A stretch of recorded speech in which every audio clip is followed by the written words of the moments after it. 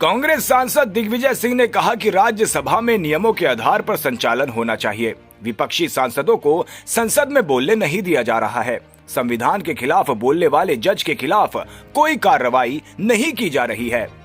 हम राज्यसभा में विपक्ष के नेता मल्लिकार्जुन खड़गे के खिलाफ की गई टिप्पणियों का विरोध करते हैं।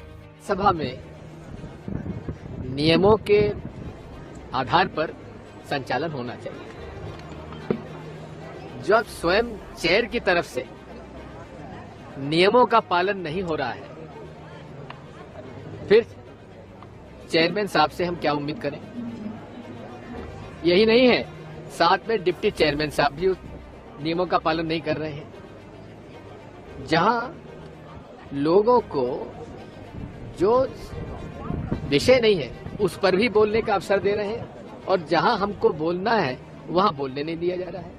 तो इसलिए नंबर 1, राज्यसभा के आसंदी से राज्यसभा के नियमों का उल्लंघन हो रहा है। नंबर 2, संविधान जिसके बारे में माननीय प्रधानमंत्री जी ने उसके रक्षा करने के लिए हर बार उसमें कहा कि वे संविधान की रक्षा करने के लिए तत्पर है।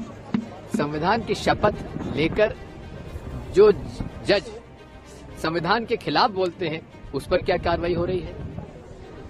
इसी तरह से फिर आज माननीय चेयरमैन साहब ने जिस प्रकार से सदन के आसंदी से अपनी बात कहा कि मैं किसान का बेटा हूं, आज तक उन्होंने किसानों के हित में कभी कोई कदम उठाया हो तो हम जानना चाहते हैं।